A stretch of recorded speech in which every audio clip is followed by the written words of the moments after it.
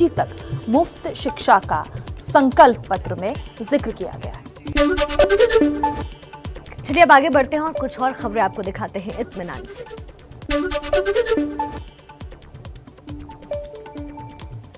बंगाल के लिए संकल्प पत्र जारी करने के मौके पर गृह मंत्री अमित शाह ने कहा, ये सिर्फ घोषणा पत्र नहीं है बल्कि बंगाल के लिए हमारा संकल्प है। वहीं टीएमसी ने बीजेपी के घोषणा पत्र को जुमला बता डाला और कहा कि बीजेपी का घोषणा पत्र गुजरात के लोगों ने जारी किया है। बीजेपी का घोषणा पत्र एक जुमला है और कुछ नहीं। टीएमसी अपना घोषणा पत्र पहले ही जारी कर चुकी है।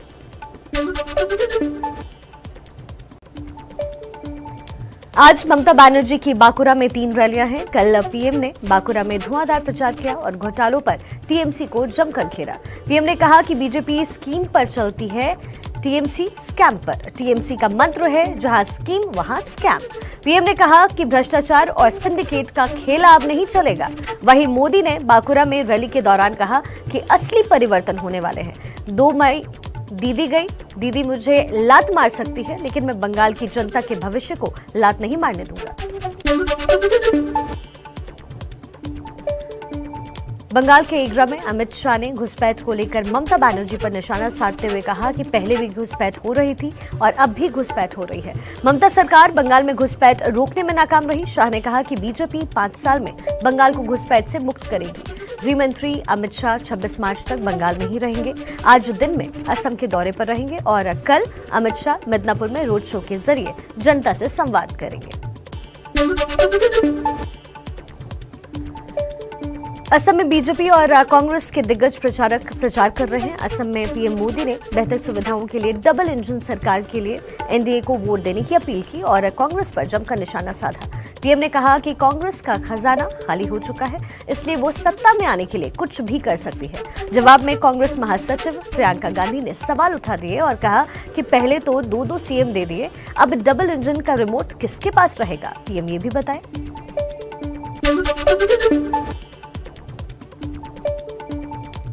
बीजेपी ने पश्चिम बंगाल में बांकुरा के सलतोरा सीट से एक मजदूर परिवार को अपना उम्मीदवार बनाया। बीजेपी ने महिला चंदना बावरी को सलतोरा विधानसभा सीट से टिकट देकर उम्मीदवार बनाया है। चंदना के पति और चंदना मनरेगा में मजदूरी करते रहे हैं।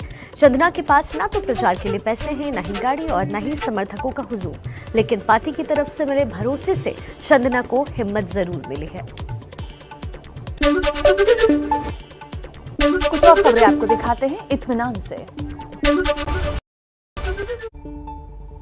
नमस्कार, एबीपी न्यूज कथा है आपके साथ, मैं हूं आदर्श झा। कौन बनेगा मुख्यमंत्री में आज बंगाल में हावड़ा उत्तर सीट से मनोज अग्रवाल वहां के लोगों की चुनावी राय आपको बताएंगे, लेकिन उसके पहले जल्दी से जान लेते हैं आज की सभी बड़ी खबरें। फटाफट को presented by KEI wires and cables, her tension सही चलती रहे। Powered by signature global park south of Gurugram, independent floors for the independent you, क्योंकि अपना घर तो अपना ही होता है।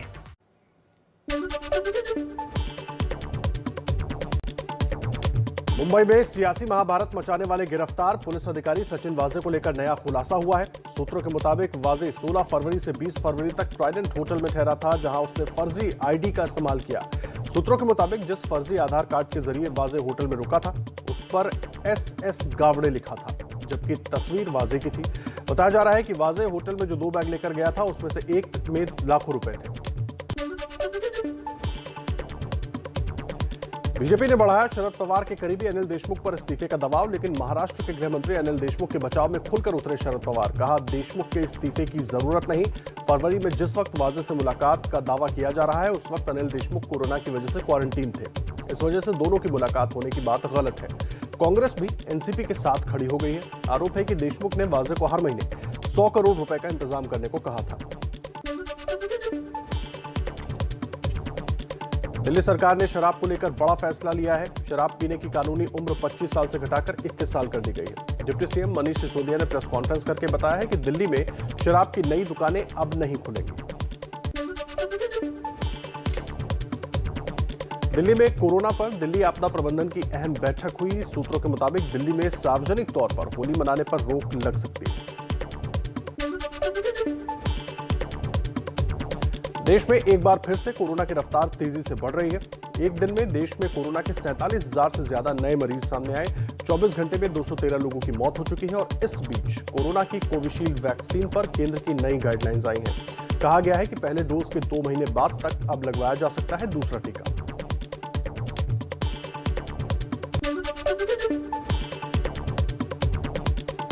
पीएम मोदी के बाद अब बांकुरा में ममता बनर्जी ने रैली कर बीजेपी को निशाने पर लिया। बीजेपी के परिवर्तन वाले नारे पर पलटवार करते हुए परिवर्तन बंगाल में नहीं बल्कि दिल्ली में होगा।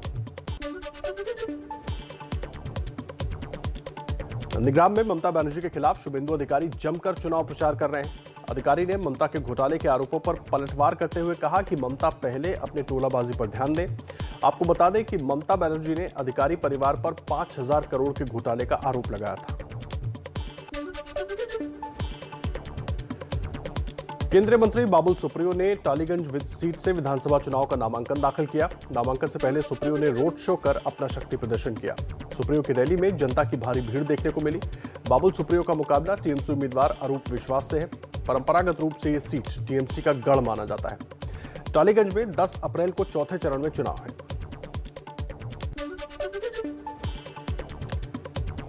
बीजेपी उम्मीदवार वैशाली डालमिया ने हावड़ा में नामांकन दाखिल किया। वैशाली हावड़ा जिले की बाली विधानसभा सीट से चुनावी मैदान में है। वैशाली 2016 के विधानसभा चुनाव में टीएमसी के टिकट पर जीतकर विधायक बनी थी, लेकिन इस बार चुनाव से पहले वैशाली ने बीजेपी का दामन थाम लिया है। वैशाली ने कहा कि उन्हें अपनी जीत का पूरा भरोसा है। बंगाल चुनाव के लिए बीजेपी ने कल अपना घोषणा पत्र जारी किया। इस घोषणा पत्र को लेकर टीएमसी ने निशाना साधा है। टीएमसी के सौगत रॉय ने कहा है कि बीजेपी ने किसी बंगाली से नहीं बल्कि एक गुजराती से मैनिफेस्टो जारी करवाया। सौगत ने बीजेपी को बंगाल विरोधी कहकर हमला किया। बंगाल चुनाव के लिए कांग्रेस ने जारी किया पार्टी का घोषणा पत्र। बंगाल कांग्रेस के अध्यक्ष अधीर रंजन चौधरी ने जारी किया मैनिफेस्टो पर गांधी परिवार के नेताओं के साथ साथ अधीर रंजन चौधरी की भी तस्वीर नजर आ रही है। घोषणा पत्र में कानून व्यवस्था, शिक्षा और बुनियादी क्षेत्र के विकास पर जोर दिया गया।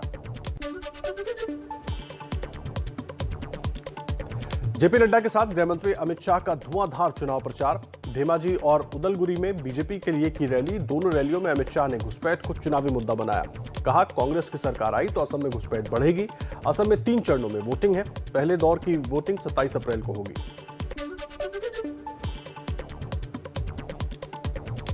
बंगाल के साथ साथ असम में भी चुनाव प्रचार में जुटी है बीजेपी। बीजेपी अध्यक्ष जेपी नड्डा ने डिब्रूगढ़ में रैली कर कांग्रेस के बदरुद्दीन अजमल के साथ गठबंधन को लेकर सवाल उठाए। कहा, कांग्रेस अवसरवाद की राजनीति करती है। डिब्रूगढ़ के बाद असम के बेहाली में बीजेपी अध्यक्ष जेपी नड्डा का कांग्रेस पर करारा प्रहार। कहा, कांग्रेस अजमल की पार्टी है। कांग्रेस का काम अटकाना, लटकाना और भटकाना। कांग्रेस का विनाशकाल आ चुका है। असम के नगांव में प्रियंका गांधी की रैली। बीजेपी और केंद्र सरकार पर साधा निशाना। कहा, बीजेपी वाले अपनी जागीर समझकर सब कुछ बेच रहे हैं। प्रियंका ने बीजेपी के सहयोगी एजीपी पर डाले डोरे। कहा, एजीपी एक जमाने में असम का हाथी था जिसे बीजेपी ने भीगी बिल्ली बना डाला। बीजेपी का जो भी समर्थन करता है वो उसे कमजोर करता है। पश्चिम बंगाल में नहीं थम रही बमबाजी की घटनाएं। बर्धमान के रासिकपुर में हुए बम धमाके में 7 साल के एक मासूम बच्चे की मौत, एक बच्चा गंभीर रूप से घायल। पश्चिम बंगाल में चुनाव प्रचार के बीच बम वाली साजिश का खुलासा हुआ है। दक्षिण 24 परगना के भंगोर इलाके में 20 से ज्यादा देसी बम बरामद किए गए। चुनावी राज्यों में प्रचार को लेकर चुनाव आयोग का बड़ा फैसला। आयोग ने 5 चुनावी राज्यों में बाइक रैली पर प्रतिबंध लगाया है। चुनाव आयोग के फैसले के मुताबिक वोटिंग से 72 घंटे पहले किसी भी प्रकार की बाइक रैली नहीं होगी। बंगाल में चुनाव जीतने के लिए लेफ्ट ने लिया हिंदी फिल्मी धुन का सहारा। लुंगी डांस के गीत पर बनाया वीडियो। बीजेपी और टीएमसी पर शब्दों के जरिए साधा निशाना।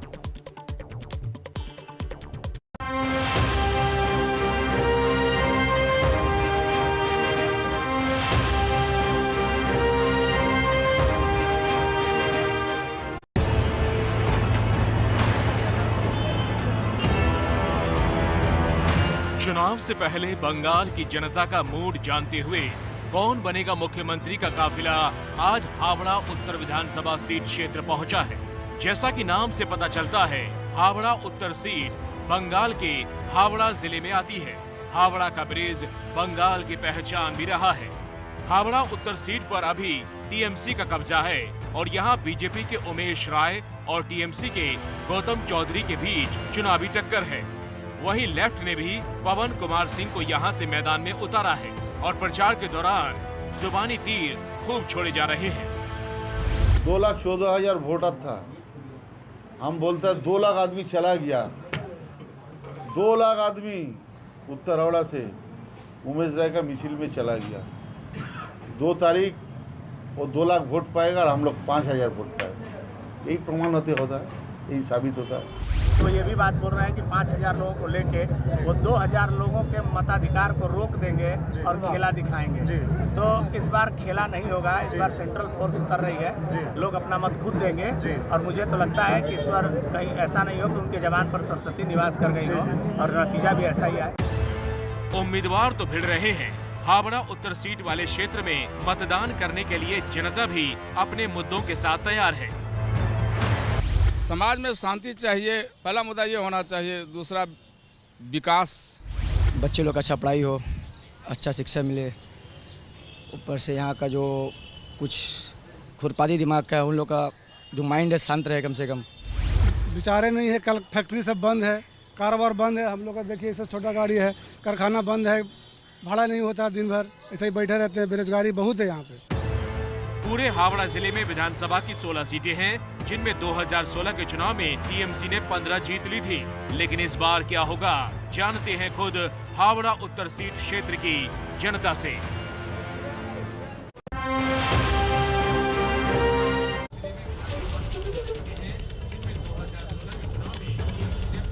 नमस्कार, आमी मनोज्ञा लोईवाल। आज इस खास पेशकम में हम हैं हावड़ा में।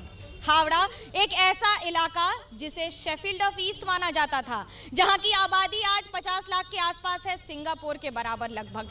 लेकिन इन सब के बीच में यहां बन रहा है लिट्टी और चोखा, क्योंकि हम आपको बताएंगे कि क्या नेता आज भी दे रहे हैं हावड़ा को धोखा। सच्चाई क्या है ये जानने की कोशिश करेंगे और हमारे साथ है आज की जनता जो ये बताएगी सवालों की गड़गड़ाहट से कि आखिरकार जो नेता बंगाल में कह रहे हैं बंगाल के लिए, हावड़ा के लिए, उसमें कितनी है सच्चाई। हमारे साथ आज मंच पर हैं संदीप जायसवाल हैं कांग्रेस से, राजेंद्र जी हैं सीपीआईएम से और तृणमूल कांग्रेस से हैं मानव जायसवाल। बीजेपी से थोड़ी ही देर में उमेश राय जुड़ रहे हैं, उम्मीदवार हैं, यहाँ के कैंपेन में इस समय हैं। तो क्या हम ये कहें, तृणमूल कांग्रेस ने जो कहा कि 2 लाख की जनता अगर रैली में आ रही है बीजेपी के, तो 2 मई को क्या होगा? देखिए, जो हमारे जो नेता है वो हमारे यहाँ के प्रार्थी हैं, जमीनी नेता है, 23 साल से उन्होंने संघर्ष किया है। और ये एक बहुत ही अद्भुत चीज़ है हमारी दीदी का कि उनको दिखता है कि हीरा कौन है।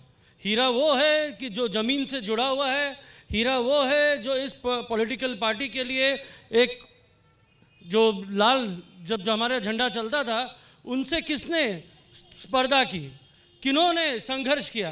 तो आज वो संघर्ष के बारे में बात कर रहे हैं। बड़ी दिलचस्प बात कही, हीरा पहचानती हैं दीदी। 2020 तक शुभेंदु अधिकारी हीरा थे, अब जीरा हो गए हैं। देखिए,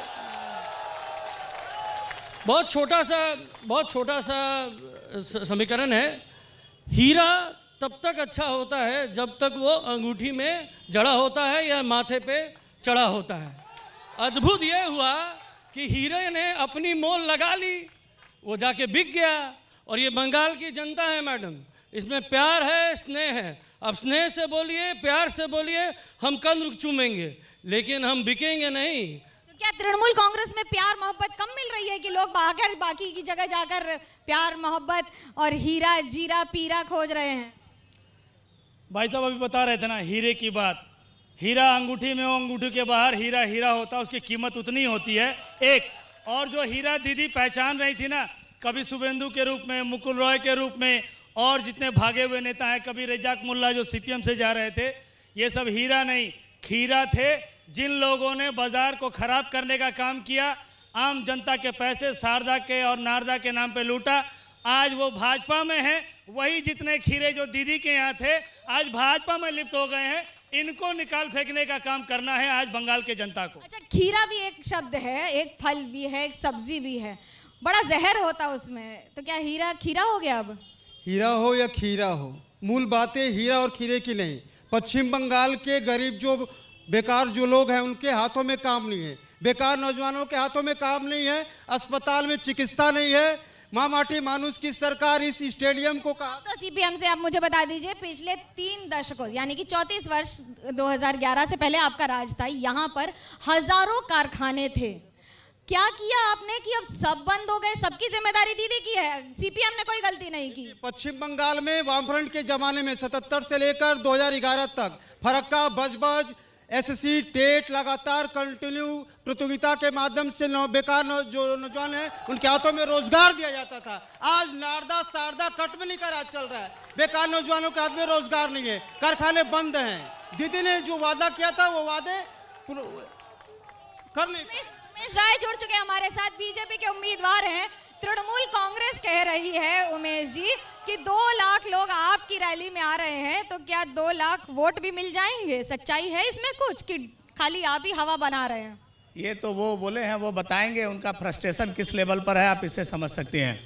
मैं आपको एक ही बात कहूंगा, आज़ादी के 75 साल बाद इस उत्तर हावड़ा में जहां 3 लाख से ज़्यादा लोगों की आबादी है, जिसमें 70% प्रवासी लोग निवास करते हैं। किसी जमाने में ये हावड़ा शेफील्ड कहा जाता था। दीदी ने 2011 में कहा कि कलकत्ता को लंदन बनाएंगी, तो हम लोगों ने सोचा कम से कम हावड़ा भी बर्मिंघम बन जाएगा। लेकिन आप मुझे ये बताइए, यहाँ की जनता से पूछिए, 3 प्रमुख राजनीतिक दल की यहाँ सरकारें रही हैं बंगाल में, तीनों दल के हावड़ा में सांसद रहे हैं, तीनों दल के यहाँ विधायक रहे हैं, लेकिन आज़ादी के 75 साल बाद भी उत्तर हावड़ा के लोगों के लिए ना एक सरकारी अस्पताल है, ना यहाँ बच्चों की उच्च शिक्षा के लिए एक भी कॉलेज है। पीने के पानी के लिए 6 वर्षों से तो आप हैं दिल्ली में, आप ही कुछ करके दिखा देते हैं अस्पताल यहाँ पर। आप ये बताइए, पश्चिम बंगाल में सरकार है तृणमूल कांग्रेस की, हावड़ा नगर निगम में सरकार तृणमूल कांग्रेस की। 2.5 साल से जो लोग नगर निगम का चुनाव नहीं करा पाते हैं, पूरे बंगाल में 100 से ज्यादा नगर निगम नगर निकाय के चुनाव टीएमसी की गुंडागर्दी और इनकी आपसी कलह के चलते नहीं हुआ। वो लोग के मुंह से विकास की बात शोभा नहीं देती। आपके पास भी तो नेता नहीं है, नेता की कमी है तो कभी राजीव बनर्जी को ले जाते हैं, कभी शुभेंदु अधिकारी को ले जाते हैं। बीजेपी में नेता होते तो फिर इतनी दिक्कत थोड़ी होती। आपको बीजेपी का नेता यहाँ धरतीपुत्र दिखाई दे रहा है, आपको कोई शक है क्या? ऐसी बात नहीं है। आप समझिए, जब किसी प्रदेश में सत्ता परिवर्तन की बात होती है, आप तृणमूल कांग्रेस का थोड़ा फ्लैशबैक में जाके फोटो देखिए, तो जितने सीपीएम के गुंडे थे जिन्होंने टीएमसी के नेताओं की हत्या की, जितने कांग्रेस के लोग थे जो प्रताड़ित हुए थे सीपीएम और टीएमसी से, वो सारे लोगों को माननीय मुख्यमंत्री ने अपने दल में जगह देने का काम किया। जो आप जिन लोगों को ला रहे हैं वो सब वॉशिंग मशीन से धुल के आ रहे हैं। एकदम नहीं। आप समझिए, मैं आपको बताता हूं, आपको ये समझना होगा, ये वो लोग हैं जिन लोगों ने टीएमसी पर यह आरोप लगाया है कि मेरा वहां दम घुट रहा था। आपको कहां दिनेश त्रिवेदी 2011 में आपको जब टिकट नहीं मिली थी तो आपको भी तो बीजेपी में दम घुट रहा था, बहुत तोड़फोड़ की थी आपने हावड़ा में। अरे वो आपके आंख के सामने है। 2011 में मैं यहाँ चुनाव लड़ा था, 2016 में मेरी पार्टी ने मुझे यहाँ टिकट नहीं दिया, तो कौन सा मैं जाके टीएमसी कांग्रेस में शामिल हो गया? मैं बीजेपी का निष्ठावान कार्यकर्ता हूँ। बेकारी आरोप लगा रहे हैं कि बीजेपी कह रही है ये, बीजेपी कह रही है वो, उन्होंने तो नहीं छोड़ी पार्टी। नहीं, उन्होंने बहुत तो अच्छा बात है, उन्होंने कोई पार्टी नहीं छोड़ी, उन्होंने पार्टी से सस्पेंशन लिया था, ये पूरे हावड़ा ने देखा है। और ये हमारे माननीय प्रार्थी हैं बीजेपी के, बहुत ही कर्मठ नेता हैं, बहुत ही जमीनी स्तर पे जुड़े हुए हैं, लेकिन इनको पता नहीं है कि बर्मिंघम देखने के लिए टिकट लगती है। और दीदी बर्मिंघम नहीं बनाना चाहती, वो महल का निर्माण नहीं करना चाहती, वो हर एक घरौंदे को महल का रूप देना चाहती है। अच्छा, तो कोलकाता लंदन बन गया है। हालत देखी सड़कों की आपने, और यहाँ की और लंदन की। मैडम, आपको छोटा सा फ्लैशबैक ले जाऊंगा, जैसे ये फ्लैशबैक ले जाते हैं। पिछले साल कोरोना काल में हमारी पूरी 1 साल की बात छोड़िए, 9 साल में क्या किया यही बता दीजिए ना। बताता हूँ मैं देखिए मैडम, 9 साल क्या 10 साल, 2011 से जब ये सरकार आई है, सबसे पहला काम हमारे यहाँ इस बिल्डिंग के पीछे एक स्कूल है जिसका नाम है सेंट एग्नेसिस। हमको याद है, हमने लालपंथी जो हमारे जो कांग्रेस और सीपीएम के जो जोट है, आज हमने बहुत बार उनको बोला कि 11-12 इंग्लिश मीडियम स्कूल के लिए बच्चियों के लिए एकमात्र सेक्शन आप स्टार्ट करिए, जो कि नहीं हुआ। एक स्कूल की बात बता रहे हैं, यहाँ लाखों लोगों की समस्या है, इतने सवाल हैं। क्या वाम मोर्चा नहीं कि विफल रही तो टीएमसी सफल रही? देखिए, लगातार इनका मिथ्याचार लगातार 2011 से आम जनता देख रही है। जो वादा किए थे, इस मार्ट को स्टेडियम में तब्दील करने का वादा किया गया था, आज क्या अवस्था है? सड़कें क्या है? रोजगार कहाँ है? कल कारखाने कहाँ है? सिर्फ एक कटमनी और ये अच्छा, 2016 के बाद से जनता भी यही पूछ रही है कि वाम मोर्चा कहाँ है, क्योंकि ना सीट मिलती है और ना नंबर मिलते हैं जब बात होती है राजनीति की, गणित की। रुकते एक छोटे से ब्रेक के लिए। कौन बनेगा मुख्यमंत्री, अगले सेगमेंट में जनता के साथ। आप देखते रहिए चुनाव मतलब एबीपी न्यूज, आपको रखे आगे।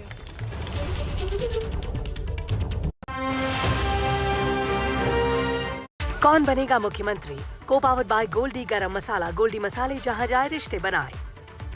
Associated by Rupa Frontline Vests, Briefs and Draws. यार फीस लाना भूल गया। योगा मैट अमेज़न से, फीस भी दे दे अमेज़न से। स्टूडेंट टू गुरुजी पेमेंट होगा। Now focus on yoga. Amazing. अपने अमेज़न। एबीपी न्यूज आपको रखे आगे।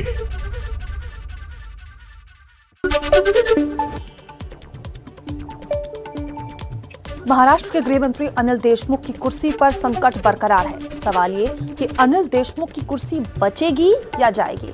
इसी को लेकर आज मुंबई में एनसीपी नेताओं की बैठक हो सकती है। बैठक में अजीत पवार, जयंत पाटिल समेत कई बड़े नेता शामिल हो सकते हैं। बैठक में परमवीर सिंह की चिट्ठी और उससे लगे आरोपों पर चर्चा भी संभव है। बैठक में ये रणनीति बनाई जा सकती है कि पूरे मामले में हमलावर बीजेपी को आखिर जवाब कैसे दिया जाए। आपको याद दिला दें, हटाए जाने के बाद परमवीर सिंह ने सीएम को बाकायदा चिट्ठी लिखी थी, जिसमें आरोप लगाया गया था कि गृहमंत्री बाजे के जरिए हर महीने 100 करोड़ की वसूली की जाती थी। रविवार को दिल्ली में पवार के घर पर महाविकास अघाड़ी नेताओं की बैठक हुई। बैठक में प्रफुल्ल पटेल, अजीत पवार, जयंत पाटिल और सुप्रिया सुले शामिल थीं। सूत्रों के मुताबिक बैठक में एनसीपी प्रमुख शरद पवार भी मौजूद थे, जिन्होंने कहा कि इस्तीफे पर फैसला सीएम उद्धव ठाकरे लेंगे। अगर कोई सबूत मिला तो कार्रवाई होगी, जल्दबाजी में कोई फैसला ना लिया जाए।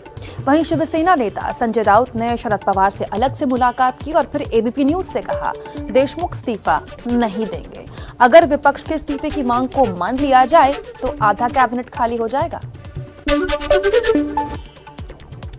शरद पवार ने वाजी की नियुक्ति की पूरी जिम्मेदारी परमवीर सिंह पर डाल दी। महाराष्ट्र में चिट्ठी विवाद पर शरद पवार ने कहा कि चिट्ठी में आरोप हैं, सबूत नहीं। कमिश्नर रहते हुए परमवीर सिंह ने आरोप क्यों नहीं लगाए? ट्रांसफर के बाद सवाल क्यों खड़े किए? महाराष्ट्र के पूर्व सीएम देवेंद्र फडणवीस ने पवार पर पलटवार किया और कहा कि शरद पवार की बातें हैरान करने वाली हैं। देशमुख के कहे बिना सचिन वाजे की नियुक्ति हो ही नहीं सकती। देशमुख के इस्तीफे तक आंदोलन हम चलाए रखेंगे।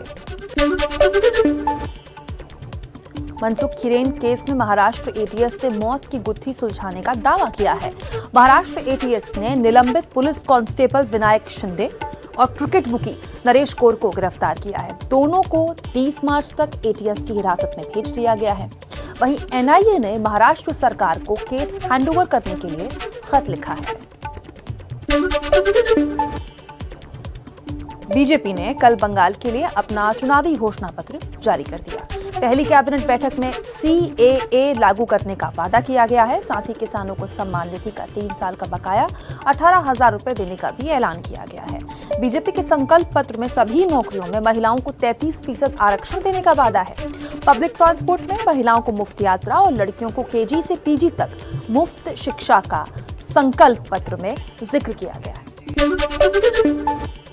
चलिए अब आगे बढ़ते हैं और कुछ और खबरें आपको दिखाते हैं इत्मीनान से।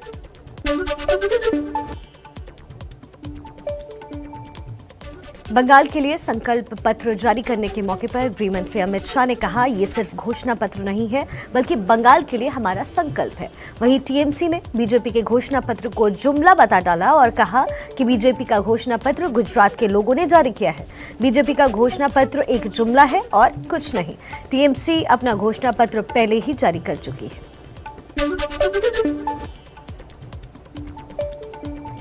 आज ममता बनर्जी की बांकुरा में 3 रैलियां हैं। कल पीएम ने बांकुरा में धुआंधार प्रचार किया और घोटालों पर टीएमसी को जमकर घेरा। पीएम ने कहा कि बीजेपी स्कीम पर चलती है, टीएमसी स्कैम पर। टीएमसी का मंत्र है जहां स्कीम वहां स्कैम। पीएम ने कहा कि भ्रष्टाचार और सिंडिकेट का खेल अब नहीं चलेगा। वहीं मोदी ने बांकुरा में रैली के दौरान कहा कि तंत्र पूरे तरह से खत्म हो चुका है। हम जानना चाहते हैं कि ये कौन से विधानसभा में यहाँ पर लोकतंत्र तरीके से स्थापित हो पाएगा। सबसे बड़ी बात है, पूरे देश में राजनीतिक हिस्सा सबसे ज्यादा पश्चिम बंगाल में होती है। क्या तृणमूल का कोई भी नेता यह मंच से बोल सकता है कि प्रार्थी कोई भी जीते हारे ये झगड़ा लड़ाई कब खत्म होगी? झगड़ा लड़ाई कब खत्म होगी, सवाल बताइए। ब्रिज एंड रूफ और बर्नर सैंडर दोनों कंपनी केंद्रीय सरकार ने बंद कर दिया। आज हावड़ा में बेरोजगारी चरम पे है। आप अर्थव्यवस्था को कहां तक लेके गए हैं जिससे हम लोग माइनस पे जा रहे हैं। ट्रेनें पीछे चल। बीजेपी से सवाल है मनोज्ञा जी। मेरा सवाल है उमेश राय जी से, भाजपा पार्टी से। कल मैंने बीजेपी का मैनिफेस्टो देखा, चुनावी घोषणा पत्र, जुमला पत्र देखा। मेरा कहने का मतलब है कि केंद्र में तो भाजपा की सरकार एक लंबे अरसे से 2 करोड़ रोजगार का वादा पूरा नहीं कर पाई। हर परिवार से कैसे एक रोजगार देगी, एक नौकरी देगी। अगर मेरी शुरुआती झूठ पे होगी तो हम सोनार बंगला कैसे बनाएंगे? सॉरी, ये लोग बोलते हैं कि बंगाल को सोनार बांग्ला बनाएंगे, जबकि सीबीआई कस्टडी से 104 किलो सोना चोरी हो जाता है। तो किस आधार पे ये लोग सोनार बांग्ला बनाएंगे? सोनार बांग्ला किस आधार पर बनेगा? सवाल जल्दी जल्दी, सवाल क्या है? हमारा सवाल है कि पश्चिम बंगाल की सरकार ने आयुष्मान भारत योजना को क्यों रोका, जो जनता के स्वास्थ्य हित के लिए थी। मेरा सवाल है मोदी जी से। मोदी जी का हिंदुस्तान में इतना सोना बिक, क्या बंगाल में आगे क्या हमारा ब्रिज बिक्री करेंगे, विद्यासागर सिद्धू बिक्री करेंगे, क्या बिक्री करेंगे? आप इसे पूछ लेते। बड़े बड़े आंदोलन किए हैं उमेश जी आपने, जनता पूछ रही है, खुद अपना आंदोलन करके आप भूल जाते हैं। मुझे ये नहीं पता है कि इनका प्रश्न मुझसे क्यों है। इस बंगाल में 27 साल तक राज किया कांग्रेस ने, 34 साल राज किया सीपीएम ने। अरे आंदोलन आप कर रहे थे, आप आंदोलन करेंगे तो किससे सवाल करें? 10 साल से राज कर रही है तृणमूल कांग्रेस, सवाल पूछ रहे हैं हमसे। आप मुझे ये बताइए कि 34 साल में जिन्होंने इस पश्चिम बंगाल के सारे कल कारखानों में ताले लगाए, इस पश्चिम बंगाल में पिछले 10 वर्षों में तृणमूल कांग्रेस ने लोगों को बेरोजगारी के आग में झोंकने का काम। और जो रेलवेज की फैक्ट्रीज बंद हो गई, जो रेलवे के कारखाने बंद हो गए, हावड़ा स्टेशन के आसपास की हालत आप देख लीजिए। केंद्र के पास है रेलवे, भूल जाते हैं क्या? बताता हूं आपको। उनको जो भाई साहब सवाल कर रहे हैं उनको शायद इसकी जानकारी नहीं है। वो जो ब्रिज एंड रूफ कंपनी है वो चल रहा है, उसके डिसइन्वेस्टमेंट की बात हुई थी, हम लोगों ने अपने स्तर पर उसका विरोध किया है। ये केंद्र सरकार का विषय है, निश्चित तौर पर इस पर विचार किया जाए। केंद्र में किसकी पार्टी है पता है ना आपको? आपकी पार्टी आप ही की बात नहीं सुन रही है। क्या हालत हो रखी है, आप भी भूल जाते हैं। राजनीतिक हिंसा बंगाल में हो रही है। देखिए, जिन्होंने बोला है कि राजनीतिक हिंसा बंगाल में हो रही है, शायद वो नए नए बंगाल में आए हैं। 30 साल या 15 साल पहले जो त्रासदी थी, जिस तरीके से संतरास होता था, उनको ज्ञान नहीं है। आज मैं बहुत खुश हूं कि भाई हम लोग सब जागरूक हैं। लोकतंत्र है तब यहाँ पे भीड़ है, लोकतंत्र है तब महिला वहां बैठी है, लोकतंत्र है तब एक नारी नेत्री मुख्यमंत्री है। ये लोकतंत्र की परिभाषा है कि हम 81% मतदान करवा पाते हैं, और अगर वो गुजरात का लोकतंत्र है तो 63% मतदान होती है। 2018 के पंचायत चुनाव में जो मतदान हुआ था उसका श्रेय भी तृणमूल कांग्रेस लेगी, और जो लोग मरे थे उनकी जान। देखिए मैडम, कुछ भी हो, जिन लोगों ने संतरास किया, ईश्वर उनको आशीर्वाद दे, उनको इन्होंने ले लिया। लेकिन हमारी नेत्री ने एक ही चीज बोला, जिन्होंने गलती की है हम उसके ऊपर संज्ञान लेंगे, हम उनको टिकटें नहीं देंगे, हम उनको उस जगह पे नहीं बैठाएंगे जहां वो बैठे थे। जहां बैठे थे नहीं बैठे। संदीप जी, छोटा सा जवाब। 2016 में भी दीदी ने कहा था, मुझे थप्पड़ मार लेना, मैं घर में बर्तन मांज दूंगी, मगर वोट मुझे 294 सीटों पर दे देना। दीदी का वही डायलॉग रिपीट है। कैंडिडेट कहाँ है? दीदी अगर 294 पे वोट मांगती हैं, आप इसके नाम पे, मदन मित्रा के नाम पे वोट मांगिए, आप मुकुल रॉय के नाम पे वोट मांगिए, शुभेंदु अधिकारी के नाम पे वोट मांगिए, तब तो जाने आपके मिनिस्टर ने काम किया। आप बार बार जनता को बरगलाने का काम कर रही हैं। आपने बंगाल के जनता को झूठ के अलावा कुछ नहीं दिया। क्या दिया क्या नहीं दिया, ये इसके लिए रुकते हैं छोटे से ब्रेक के लिए। चुनाव मतलब एबीपी न्यूज आपको रखे आगे।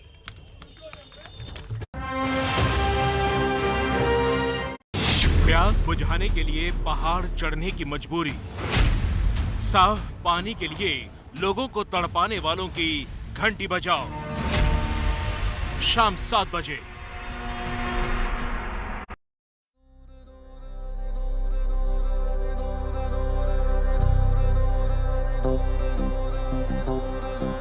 सुबह के लिए उड़ चला। एबीपी न्यूज आपको रखे आगे।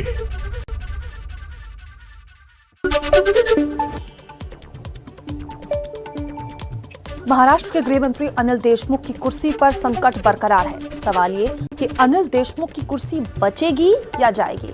इसी को लेकर आज मुंबई में एनसीपी नेताओं की बैठक हो सकती है। बैठक में अजीत पवार, जयंत पाटिल समेत कई बड़े नेता शामिल हो सकते हैं। बैठक में परमवीर सिंह की चिट्ठी और उससे लगे आरोपों पर चर्चा भी संभव है। बैठक में ये रणनीति बनाई जा सकती है कि पूरे मामले में हमलावर बीजेपी को आखिर जवाब कैसे दिया जाए।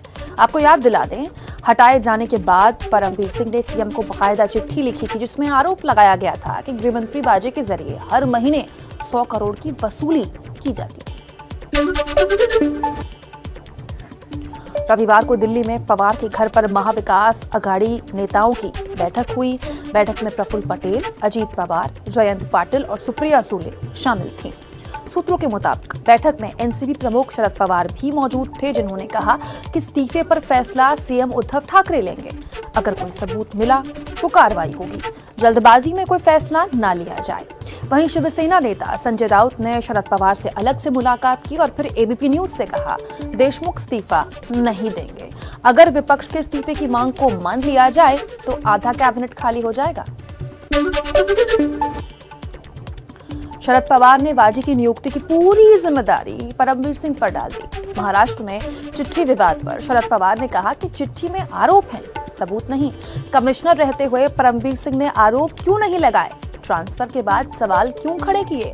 महाराष्ट्र के पूर्व सीएम देवेंद्र फडणवीस ने पवार पर पलटवार किया और कहा कि शरद पवार की बातें हैरान करने वाली हैं। देशमुख के कहे बिना सचिन वाजे की नियुक्ति हो ही नहीं सकती। देशमुख के इस्तीफे तक आंदोलन हम चलाए रखेंगे। मनसुख हिरेन केस में महाराष्ट्र एटीएस ने मौत की गुत्थी सुलझाने का दावा किया है। महाराष्ट्र एटीएस ने निलंबित पुलिस कांस्टेबल विनायक शिंदे और क्रिकेट बुकी नरेश कौर को गिरफ्तार किया है। दोनों को 30 मार्च तक एटीएस की हिरासत में भेज दिया गया है। वहीं एनआईए ने महाराष्ट्र सरकार को केस हैंडओवर करने के लिए खत लिखा है। बीजेपी ने कल बंगाल के लिए अपना चुनावी घोषणा पत्र जारी कर दिया। पहली कैबिनेट बैठक में सीएए लागू करने का वादा किया गया है। साथ ही किसानों को सम्मान निधि का 3 साल का बकाया 18,000 रुपए देने का भी ऐलान किया गया है। बीजेपी के संकल्प पत्र में सभी नौकरियों में महिलाओं को 33% आरक्षण देने का वादा है। पब्लिक ट्रांसपोर्ट में महिलाओं को मुफ्त यात्रा और लड़कियों को केजी से पीजी तक मुफ्त शिक्षा का संकल्प पत्र में जिक्र किया गया है। चलिए अब आगे बढ़ते हैं और कुछ और खबरें आपको दिखाते हैं इत्मीनान से।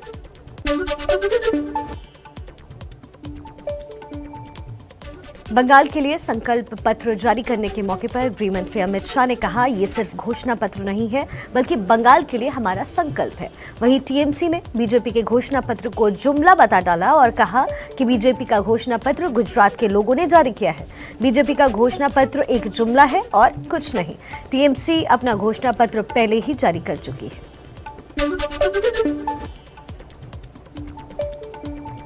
आज ममता बनर्जी की बांकुरा में 3 रैलियां हैं। कल पीएम ने बांकुरा में धुआंधार प्रचार किया और घोटालों पर टीएमसी को जमकर घेरा। पीएम ने कहा कि बीजेपी स्कीम पर चलती है, टीएमसी स्कैम पर। टीएमसी का मंत्र है, जहां स्कीम वहां स्कैम।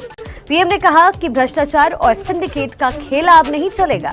वहीं मोदी ने बांकुरा में रैली के दौरान कहा कि असली परिवर्तन होने वाले हैं। 2 मई दीदी गई, दीदी मुझे लात मार सकती है लेकिन मैं बंगाल की जनता के भविष्य को लात नहीं मारने दूंगा। बंगाल के इगरा में अमित शाह ने घुसपैठ को लेकर ममता बनर्जी पर निशाना साधते हुए कहा कि पहले भी घुसपैठ हो रही थी और अब भी घुसपैठ हो रही है। ममता सरकार बंगाल में घुसपैठ रोकने में नाकाम रही। शाह ने कहा कि बीजेपी 5 साल में बंगाल को घुसपैठ से मुक्त करेगी। गृह मंत्री अमित शाह 26 मार्च तक बंगाल में ही रहेंगे। आज दिन में असम के दौरे पर रहेंगे और कल अमित शाह मिदनापुर में रोड शो के जरिए जनता से संवाद करेंगे।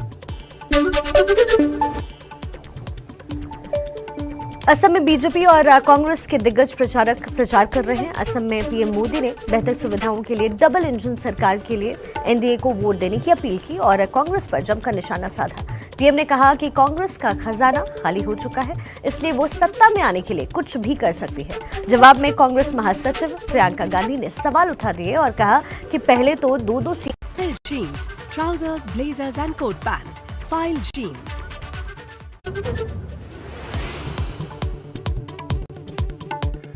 वसूली कांड में सचिन वाजे पर नया खुलासा। सूत्रों के मुताबिक वाजे 16 फरवरी से 20 फरवरी तक फर्जी आईडी पर ट्राइडेंट होटल में ठहरा था। बैग में लेकर आया था लाखों रुपए। महाराष्ट्र के गृह मंत्री अनिल देशमुख के बचाव में शरद पवार। कहा 5 से 15 फरवरी तक अस्पताल में थे देशमुख, वाजे से नहीं मिले। बीजेपी बोली 15 फरवरी को प्रेस कॉन्फ्रेंस कर रहे थे देशमुख। बीजेपी ने देशमुख का मांगा इस्तीफा।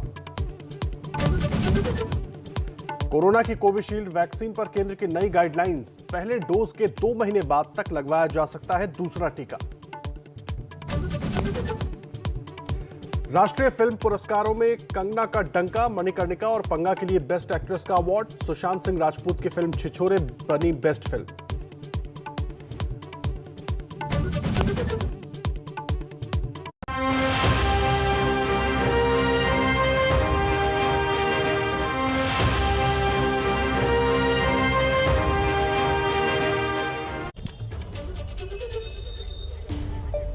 स्वागत है आपका कौन बनेगा मुख्यमंत्री में। आपको बता दें कि बंगाल की हर सीट पर एक चुनौती और एक लड़ाई है, वो भले ही हावड़ा हो या फिर टॉलीवुड के लिए जाने जाने वाली टॉलीगंज की सीट। वहां पर बीजेपी ने अपने केंद्रीय मंत्री बाबुल सुप्रियो को उतार दिया है, जिन्होंने आज अपना पूरा दमखम दिखाकर नामांकन पत्र दाखिल कर दिया। तो तृणमूल कांग्रेस ने अपने ही मंत्री अरूप विश्वास को फिर एक बार वहां टिकट दे दी है, बताने के लिए कि जीत उन्हीं की होगी। सीपीआईएम ने देवदूत घोष टॉलीवुड एक्टर को उतारा है और इस रिकॉर्ड टक्कर में कैसी है ये लड़ाई बता रहे हैं आपको इस स्पेशल रिपोर्ट में।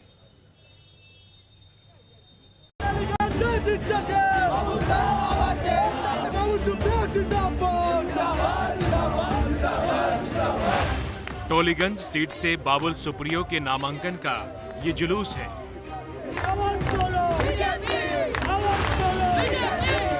केंद्रीय मंत्री और बीजेपी उम्मीदवार बाबुल सुप्रियो जब नामांकन के लिए निकले तो समर्थकों का जोश काफी हाई था।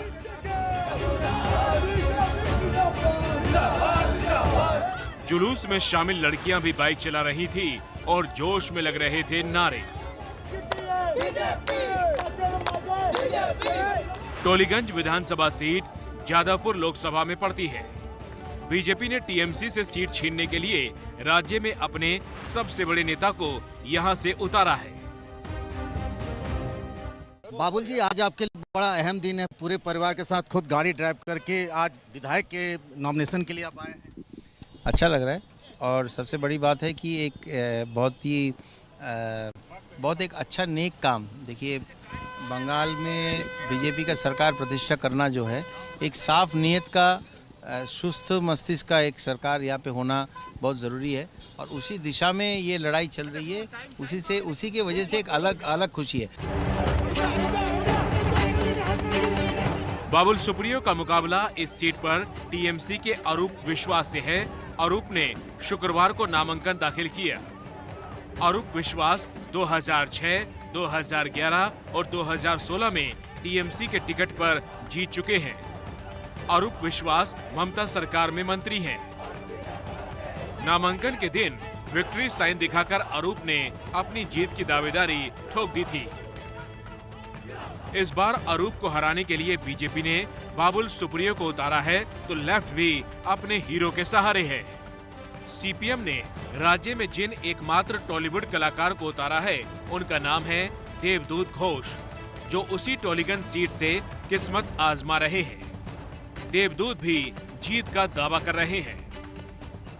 लोगों में जितना हताशा है, ये जो दो सरकार है केंद्र की और राज्य की है, तो हम लोगों का उम्मीद तो बहुत ज़्यादा है। देखिए, मैं बीजेपी और तृणमूल का जो पॉलिटिशियंस है उनको सीरियसली मैं नहीं लेता, क्योंकि जब प्रधानमंत्री एक बात बोलते हैं तो स्वराष्ट्र मंत्री बोलते हैं वो जुमला था, और दीदी एक बात बोलते हैं तो वही पार्टी के जो सेकेंड मैन है, थर्ड मैन है, वो बाहर आके बोलते हैं, मुकुल रॉय जैसे, शुभेंदु अधिकारी जैसे लोग, कि वो झूठ है। लेफ्ट ने अपने उम्मीदवार को जिताने के लिए बाकायदा मुंबईया फिल्म धुन को अपने चुनावी अभियान में शामिल कर लिया। रेलो बैंचे बीमाओ बैंचे ग्यासेर दाम सुने पोड़े छि पैचे पैंडेमिके बाजिए छि थाला सरकार काने झुलिए छे ताला। धुन लुंगी डांस वाले गाने की है, लेकिन इस गाने के जरिए विरोधियों को बंगाली भाषा के शब्दों के जरिए घेरा जा रहा है।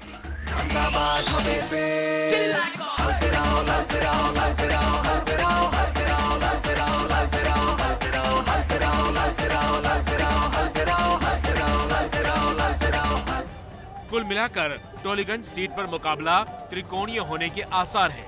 बीजेपी ने केंद्रीय मंत्री बाबुल सुप्रियो को उतारकर बड़ा दांव खेला है।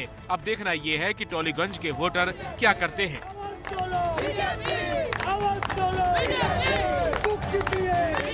सांसदों को विधानसभा चुनाव में उतारने का बीजेपी का ये प्रयोग कोई नया नहीं है। इससे पहले भी पार्टी इस तरह के प्रयोग अलग अलग चुनावों में करती रही है।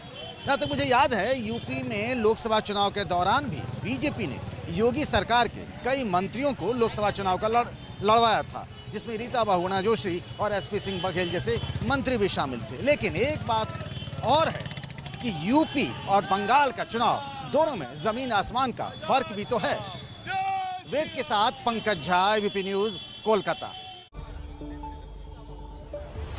चलते हैं जनता के बीच में और जानते हैं क्या है उनके सवाल। बोले मैडम, मेरा सभी पार्टी के नेताओं से छोटा सा क्वेश्चन है कि आखिर बंगाल का विकास कब होगा? बंगाल में तो कुछ भी नहीं है। सभी पार्टियां आते हैं, नेता आते हैं, बड़े बड़े वादे करके चले जाते हैं। पिछले 7 साल से केंद्र सरकार में बीजेपी है, लेकिन बंगाल के जनता के लिए कुछ भी यूनिवर्सिटी एम्स अभी तक नहीं बना। बंगाल के जनता के साथ ऐसा डिस्क्रिमिनेशन क्यों कर रहे हैं बीजेपी? क्यों डिस्क्रिमिनेशन कर रहे हैं? सवाल बताइए।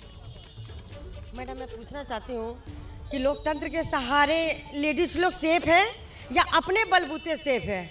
मैं ये पूछना चाहती हूँ क्योंकि कहीं भी किसी भी सूरत में 50 साल की लेडीज भी आज के डेट में सेफ नहीं है। तो क्या लोकतंत्र के बदौलत कि अपने बदौलत? मेरा सवाल सीपीएम और टीएमसी के नेता से है। आज मैं छोटे से फकीर बगान इलाके में रहता हूँ। वहाँ के लोग 34 साल सीपीएम के शासन और 10 साल टीएमसी के शासन के बावजूद भी आज नाली का गंदा पानी पीने के लिए मजबूर हैं। आज कूड़ा का अंबार है, वहाँ पर नाली सफाई नहीं होती है। इसके लिए जिम्मेवार कौन है? मैडम, मेरा सवाल यहाँ पर तृणमूल के प्रतिनिधि और सीपीएम के प्रतिनिधि से है। विगत 10 वर्षों से यहाँ पर टीएमसी की सरकार है, लेकिन इन 10 वर्षों के अंदर ना कोई स्कूल खुला, ना कोई हॉस्पिटल खुला, बल्कि बरसात के दिनों में यहाँ पर रास्ते की अवस्था समुद्र के रास्ता पूरा समुद्र बन जाता है। सवाल मेरा सवाल डायरेक्ट मुख्यमंत्री से है और तृणमूल लोगों से है कि जिस तरीके से यहाँ पर एक विशेष समुदाय के लोगों को गुजारा भत्ता दिया जा रहा है, मस्जिदों में भत्ता दिया जा रहा है, तो वो मंदिरों में क्यों नहीं? क्या 70% लोग वो नहीं? तो दे रही है। मैडम, राजनीति को लेकर के राजनीतिक मंच पे कोई भी सवाल जवाब सही है, लेकिन हिंदू देवी देवताओं को लेकर पिछले कुछ दिनों, कुछ महीनों से टीएमसी के कुछ जिन्हें टिकट दिया गया है विधायक का, वो हमारे देवी देवता को लेकर कटाक्ष करते हैं। ये कहाँ तक सही है? और हमारी माननीय मुख्यमंत्री इस पे क्या जवाब देंगी? कौन जवाब देगा इन सवालों का? चलते हैं एक छोटे से ब्रेक पर, लौटेंगे ब्रेक के बाद। चुनाव मतलब एबीपी न्यूज, इन सवालों का जवाब ब्रेक के बाद। आप देखते रहिए कौन बनेगा मुख्यमंत्री।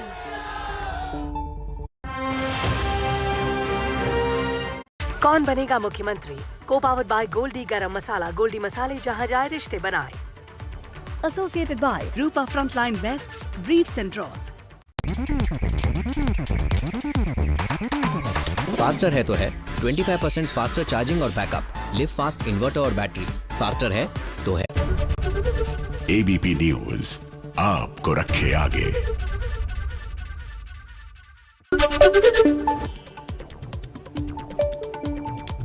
महाराष्ट्र के गृह मंत्री अनिल देशमुख की कुर्सी पर संकट बरकरार है। सवाल ये कि अनिल देशमुख की कुर्सी बचेगी या जाएगी।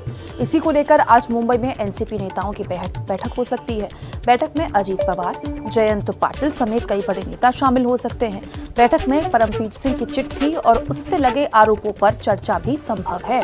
बैठक में ये रणनीति बनाई जा सकती है कि पूरे मामले में हमलावर बीजेपी को आखिर जवाब कैसे दिया जाए। आपको याद दिला दें, हटाए जाने के बाद परमवीर सिंह ने सीएम को बाकायदा चिट्ठी लिखी थी जिसमें आरोप लगाया गया था कि गृहमंत्री बाजे के जरिए हर महीने 100 करोड़ की वसूली की जाती है। रविवार को दिल्ली में पवार के घर पर महाविकास अघाड़ी नेताओं की बैठक हुई। बैठक में प्रफुल्ल पटेल, अजीत पवार, जयंत पाटिल और सुप्रिया सुले शामिल थीं। सूत्रों के मुताबिक बैठक में एनसीपी प्रमुख शरद पवार भी मौजूद थे, जिन्होंने कहा कि इस्तीफे पर फैसला सीएम उद्धव ठाकरे लेंगे। अगर कोई सबूत मिला तो कार्रवाई होगी, जल्दबाजी में कोई फैसला ना लिया जाए। वहीं शिवसेना नेता संजय राउत ने शरद पवार से अलग से मुलाकात की और फिर एबीपी न्यूज से कहा, देशमुख इस्तीफा नहीं देंगे। अगर विपक्ष के इस्तीफे की मांग को मान लिया जाए तो आधा कैबिनेट खाली हो जाएगा। शरद पवार ने वाजी की नियुक्ति की पूरी जिम्मेदारी परमवीर सिंह पर डाल दी। महाराष्ट्र में चिट्ठी विवाद पर शरद पवार ने कहा कि चिट्ठी में आरोप हैं, सबूत नहीं। कमिश्नर रहते हुए परमवीर सिंह ने आरोप क्यों नहीं लगाए? ट्रांसफर के बाद सवाल क्यों खड़े किए? महाराष्ट्र के पूर्व सीएम देवेंद्र फडणवीस ने पवार पर पलटवार किया और कहा कि शरद पवार की बातें हैरान करने वाली हैं। देशमुख के कहे बिना सचिन वाजे की नियुक्ति हो ही नहीं सकती। देशमुख के इस्तीफे तक आंदोलन हम चलाए रखेंगे। मनसुख हिरेन केस में महाराष्ट्र एटीएस ने मौत की गुत्थी सुलझाने का दावा किया है। महाराष्ट्र एटीएस ने निलंबित पुलिस कांस्टेबल विनायक शिंदे और क्रिकेट बुकी नरेश कौर को गिरफ्तार किया है। दोनों को 30 मार्च तक एटीएस की हिरासत में भेज दिया गया है। वहीं एनआईए ने महाराष्ट्र सरकार को केस हैंडओवर करने के लिए खत लिखा है।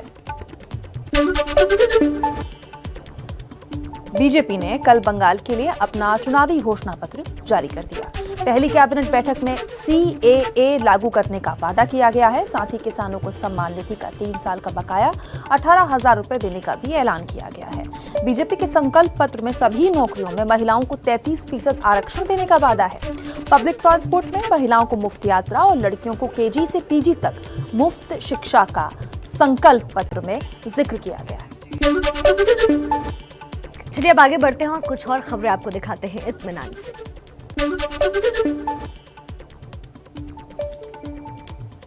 बंगाल के लिए संकल्प पत्र जारी करने के मौके पर गृह मंत्री अमित शाह ने कहा, ये सिर्फ घोषणा पत्र नहीं है बल्कि बंगाल के लिए हमारा संकल्प है। वहीं टीएमसी ने बीजेपी के घोषणा पत्र को जुमला बता डाला और कहा कि बीजेपी का घोषणा पत्र गुजरात के लोगों ने जारी किया है।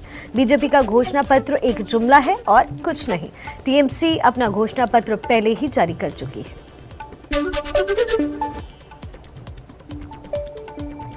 आज ममता बनर्जी की बांकुरा में 3 रैलियां हैं। कल पीएम ने बांकुरा में धुआंधार प्रचार किया और घोटालों पर टीएमसी को जमकर घेरा।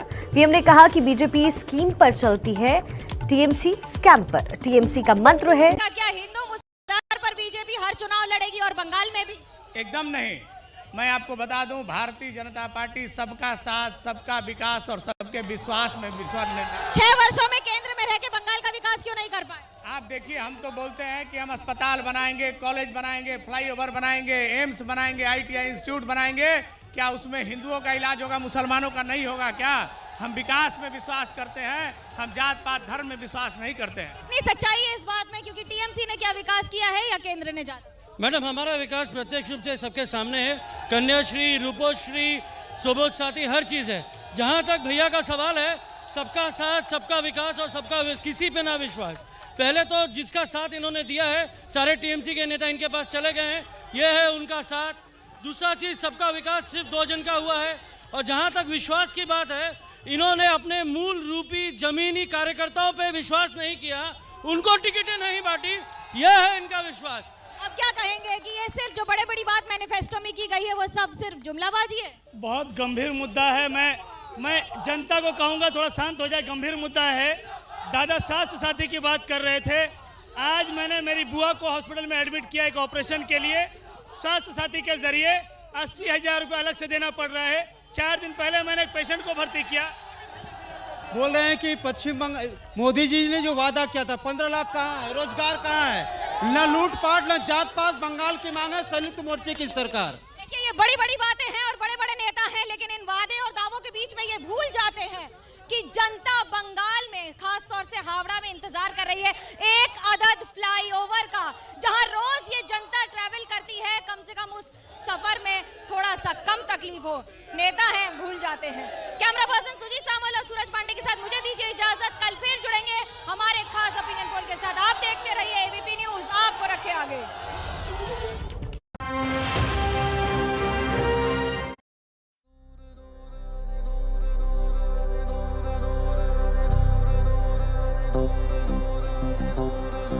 सुबह के लिए उड़ चला। एबीपी न्यूज आपको रखे आगे।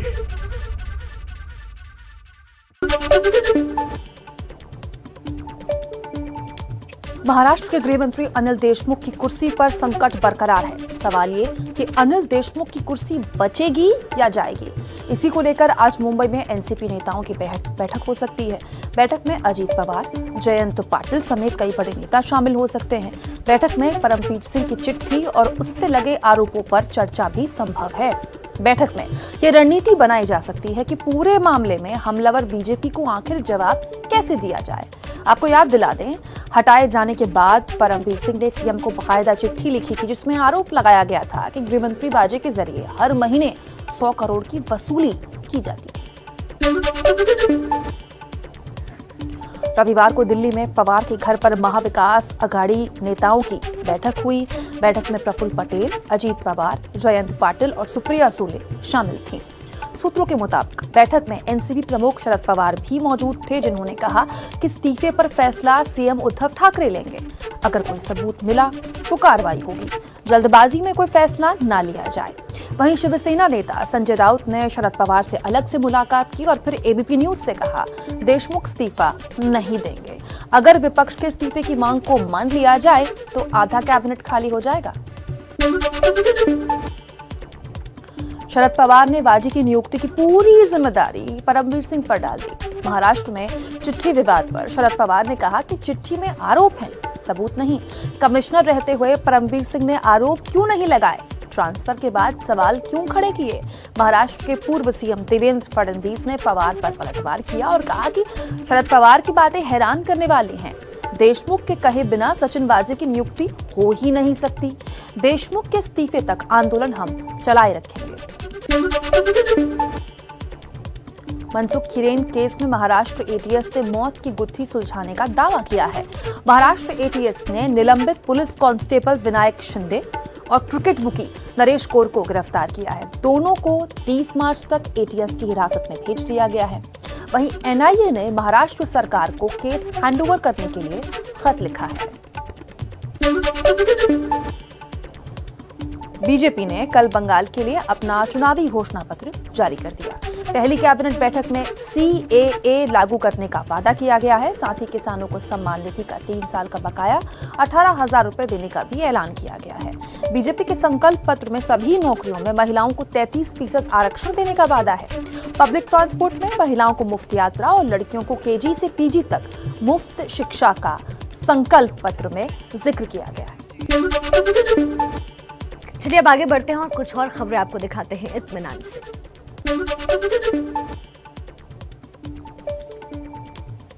बंगाल के लिए संकल्प पत्र जारी करने के मौके पर गृह मंत्री अमित शाह ने कहा, ये सिर्फ घोषणा पत्र नहीं है बल्कि बंगाल के लिए हमारा संकल्प है।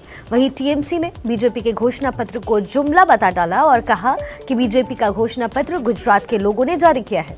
बीजेपी का घोषणा पत्र एक जुमला है और कुछ नहीं। टीएमसी अपना घोषणा पत्र पहले ही जारी कर चुकी है।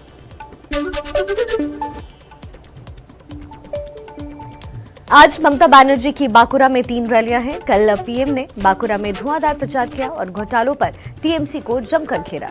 पीएम ने कहा कि बीजेपी स्कीम पर चलती है, टीएमसी स्कैम पर। टीएमसी का मंत्र है, जहां स्कीम वहां स्कैम। पीएम ने कहा कि भ्रष्टाचार और सिंडिकेट का खेल अब नहीं चलेगा। वहीं मोदी ने बांकुरा में रैली के दौरान कहा कि असली परिवर्तन होने वाले हैं। 2 मई दीदी गई, दीदी मुझे लात मार सकती है, लेकिन मैं बंगाल की जनता के भविष्य को लात नहीं मारने दूंगा। बंगाल के एग्रा में अमित शाह ने घुसपैठ को लेकर ममता बनर्जी पर निशाना साधते हुए कहा कि पहले भी घुसपैठ हो रही थी और अब भी घुसपैठ हो रही है। ममता सरकार बंगाल में घुसपैठ रोकने में नाकाम रही। शाह ने कहा कि बीजेपी 5 साल में बंगाल को घुसपैठ से मुक्त करेगी। गृह मंत्री अमित शाह 26 मार्च तक बंगाल में ही रहेंगे। आज दिन में असम के दौरे पर रहेंगे और कल अमित शाह मिदनापुर में रोड शो के जरिए जनता से संवाद करेंगे। असम में बीजेपी और कांग्रेस के दिग्गज प्रचारक प्रचार कर रहे हैं। असम में पीएम मोदी ने बेहतर सुविधाओं के लिए डबल इंजन सरकार के लिए एनडीए को वोट देने की अपील की और कांग्रेस पर जमकर निशाना साधा। पीएम ने कहा कि कांग्रेस का खजाना खाली हो चुका है, इसलिए वो सत्ता में आने के लिए कुछ भी कर सकती है। जवाब में कांग्रेस महासचिव प्रियंका गांधी ने सवाल उठा दिए और कहा कि पहले तो 2-2 सीएम दे दिए, अब डबल इंजन का रिमोट किसके पास रहेगा? पीएम ये भी बताए।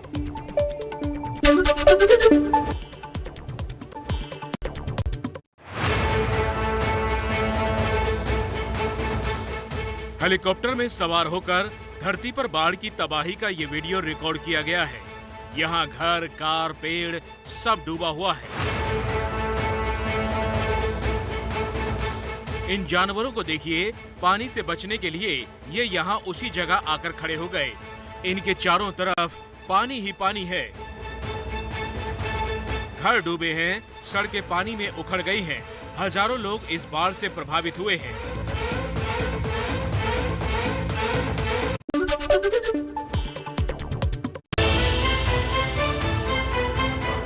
पहले 2 कैमरों में रिकॉर्ड हुए ये 2 वीडियो देखिए।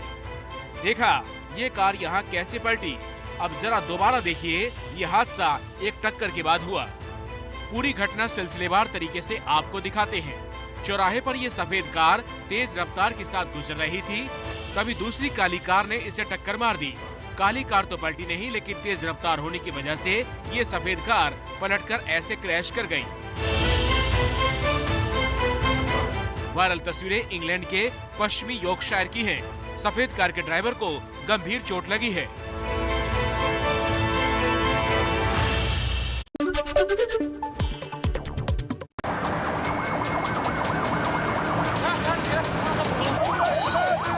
आग की ये भयानक लपटें उन गाड़ियों में लगी हैं जिन पर मिसाइल से हमला हुआ है।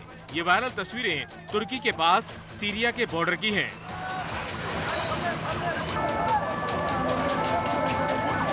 दरअसल सीरिया और तुर्की दोनों देशों में लड़ाई चल रही है। इस लड़ाई में तुर्की के साथ रूस भी खड़ा है और तुर्की रूस के शहर पर सीरिया में ऐसे ही आग बरसा रहा है।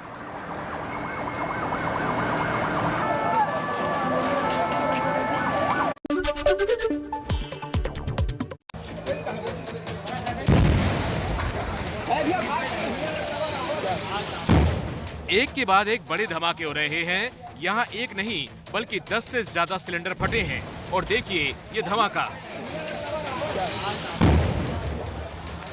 तस्वीरें हैं यूपी के गोंडा जिले की। यहाँ आदमपुर बाजार में सिलेंडरों की दुकान में आग लग गई। आग फैली और दुकान में रखे सिलेंडर बम की तरह फटने लगे। हादसे में कोई घायल नहीं है, लेकिन जैसे ही ये धमाके हुए इलाके में दहशत फैल गई। पुलिस के मुताबिक दुकान अवैध रूप से चलाई जा रही थी।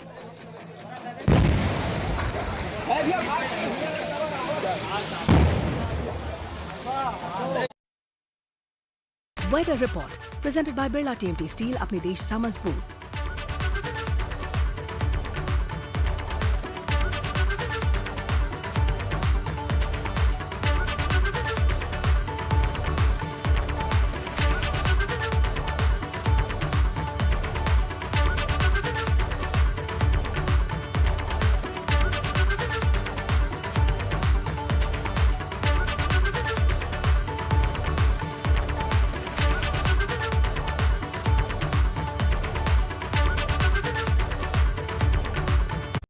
प्यास बुझाने के लिए पहाड़ चढ़ने की मजबूरी, साफ पानी के लिए लोगों को तड़पाने वालों की घंटी बजाओ।